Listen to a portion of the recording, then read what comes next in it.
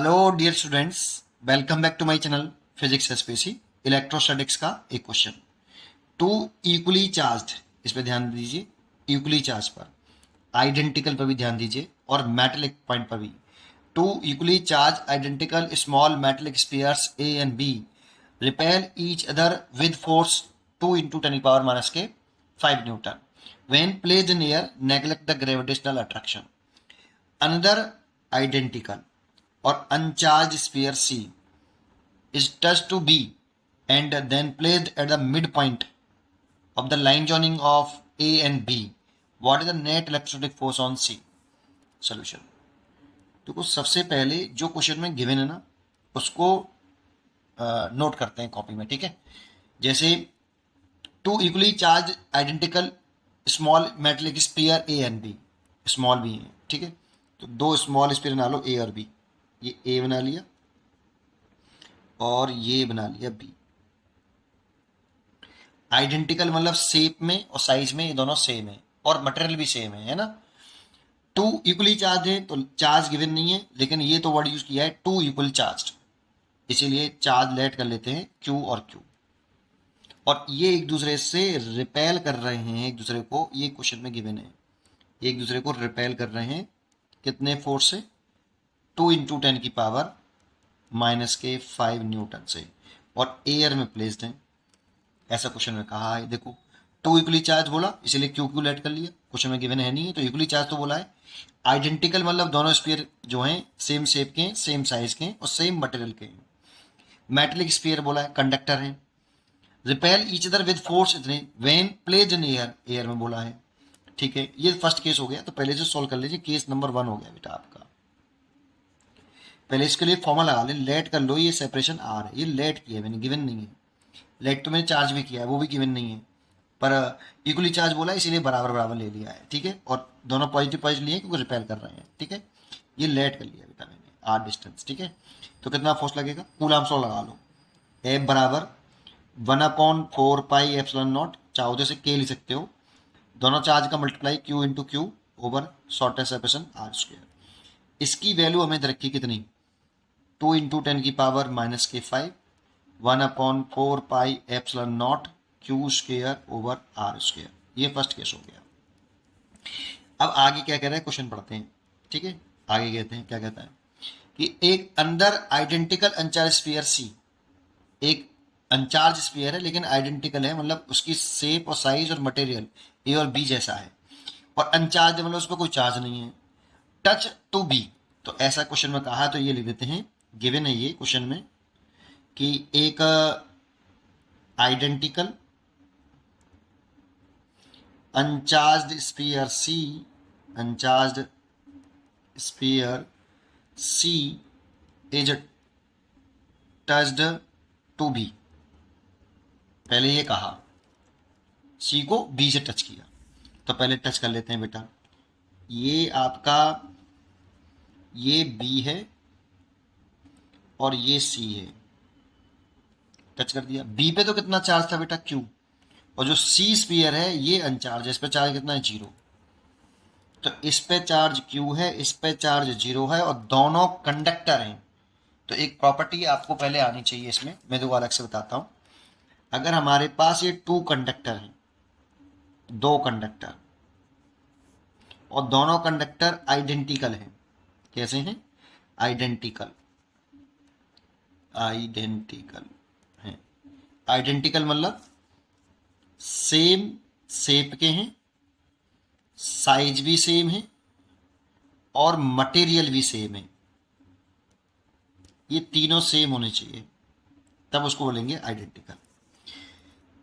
तो ये 2 कंडक्टर हैं ए, अगर इस पर चार्ज क्यू है, और दूसरा कंडक्टर है मान लो कुछ भी, मान लो बी, इस पर चार्ज 0 है, तो टोटल चार्ज टच करने से पहले, मान लो ये टच करने से पहले कर लेते हैं, ऐसे कर लेते हैं। मान लो ये कंडक्टर ए, इस पर चार्ज क्यू ए, और टच करने से पहले इस पर चार्ज 0। तो टच करने से पहले टोटल इनिशियल चार्ज निकाल लो, टोटल चार्ज निकाल लो आप दोनों कंडक्टर पर, बोथ कंडक्टर पर। तो Q + 0, इस पर Q है, इस पर 0 है, इसलिए लिख रहा हूँ, तो टोटल चार्ज आ गया Q। अगर इन दोनों कंडक्टरों को अगर हम टच में रख देंगे तो एक मेथड होता था चार्जिंग बाय कंडक्शन, कंडक्टर के लिए होता था। जब दो कंडक्टरों को एक दूसरे के टच में रखते हैं तो चार्ज तब तक फ्लो करता है जब तक पोटेंशियल दोनों के सेम नहीं हो जाए, है ना। तो इसमें चार्ज डिस्ट्रीब्यूट होता है बेटा। तो कैसे होता है वो अब यहाँ पे नहीं सोचेंगे, बस इतना सोचो कि अगर दो कंडक्टर हैं, ये चार्जिंग बाई कंडक्शन वाला मेथड है, तो टोटल इनिशियल चार्ज निकालो, फिर इन पर जब ये सेम पोटेंशियल हो जाएंगे चार्ज का फ्लो ना स्टॉप हो जाएगा। तो इस पर कितना चार्ज होगा, इस पर कितना चार्ज होगा, तो इस पर जो टोटल चार्ज हो इसका आधा चार्ज इस पे आता है और आधा चार्ज इस पे आता है। टोटल चार्ज का हाफ चार्ज इस पे आएगा, टोटल चार्ज का हाफ चार्ज इस पे आएगा। ये तभी अप्लाई कर सकते हैं जब दोनों कंडक्टर हो और आइडेंटिकल हो, तब ये प्रॉपर्टी वैलिड है, अदरवाइज ये वैलिड नहीं है। ठीक है, चलिए इसी प्रॉपर्टी का यूज किया। तो पहले बी और सी तो अलग थे, अब कॉन्टेक्ट में रख दिए तो टोटल चार्ज निकाल लो बेटा, टोटल चार्ज निकाल लो। तो टोटल कांटेक्ट में रखने से पहले बी पर और सी पर, ये बी है ये सी है, तो बी पे चार्ज तो क्यू था, सी पे जीरो था। जब इनको कांटेक्ट में रख दिया तो टोटल इनिशियल चार्ज निकाला पहले, तो Q plus zero, that means Q. ठीक है, कांटेक्ट में रखने के बाद इस पे जो टोटल चार्ज का आधा इस पे आएगा, तो क्यू बाई टू इस पे और क्यू बाई टू इस पे, तो क्यू बाई टू चार्ज इस पे आ गया, क्यू बाई टू चार्ज इस पे आ गया। फिर क्या कहा आगे, and then placed at the mid point of the line joining A and B. पहले आपने सी को बी के कांटेक्ट में रखा, फिर उठा के कहाँ रख दिया, ए और बी के बिटवीन रख दिया। तो आगे क्वेश्चन में कह रहा है कि ये ए है और ये आपका जो बी था, इनके बीच की सेपरेशन आर थी। सी कहाँ रख दिया, उठा के मिड पॉइंट पे रख दिया बेटा।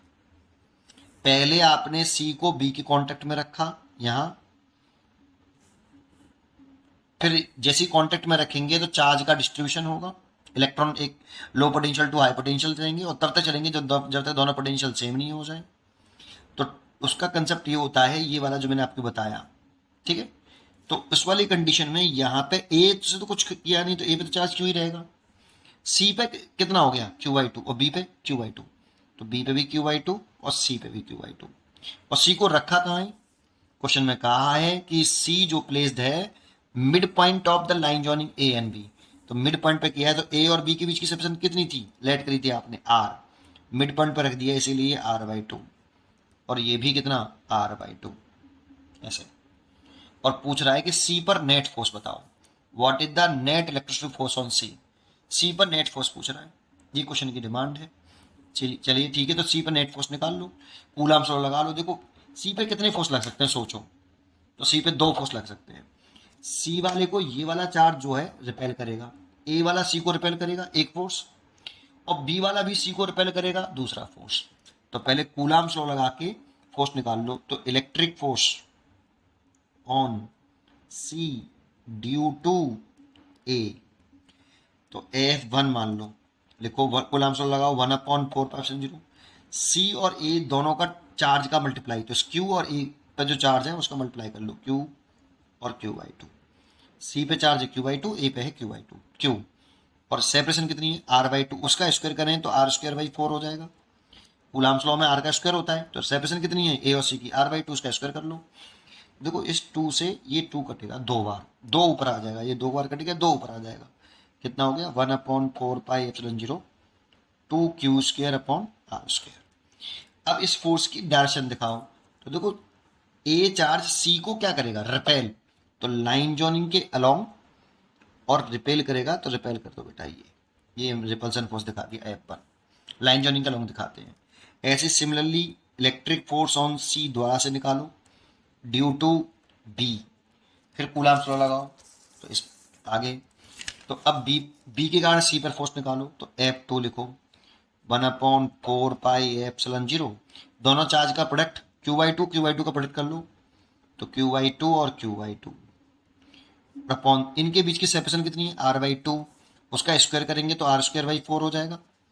तो देखो इस 4 से ये 4 कैंसिल हो जाएगा, तो ये वैल्यू आएगी 1/4πε0 Q square upon R square.